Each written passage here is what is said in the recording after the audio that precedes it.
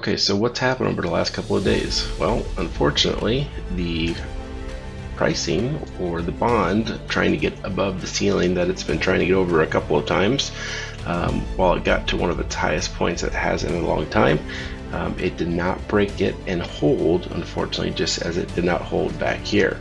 So what does that translate to? Well, that translates to is that we have fallen below the support levels that we were trying to maintain, which was this main one right here and this main one right here. In a moment, unfortunately, we're going actually lower. And so what that translates to is now we're going to go and test for this support line right here. And if that one does not hold, then we're going to see pricing get worse, quicker, and faster. So what does this translate to? What this translates to is that we're getting rates back into the mid sixes. We're out of the fives again. The fours are no longer going to be something on the horizon. We're going to be heading our way back to the mid sixes to the upper sixes, probably here by the end of the week. So if you have a transaction in escrow right now, it's best to go ahead and recommend to your client to lock the interest rate as soon as possible. You're likely not going to get a lot of support here at this next support line, as there is an interest to the downside.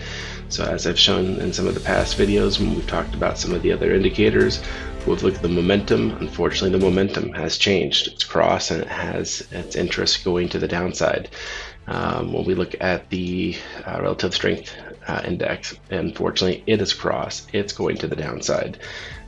So we have quite a bit of ways where we can fall until we get down to here, and then that's going to be our next key area of support that we need to hold. If that one ultimately fails, then we're heading back down here. And this is when rates were high sixes, borderline sevens, depending on the type of transaction that you were doing.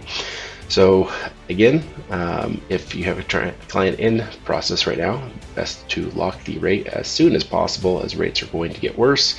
And if anything changes from now, I'll let you guys know, but this is your alert to go ahead and lock your rate so that way it does not deteriorate any further on your pricing.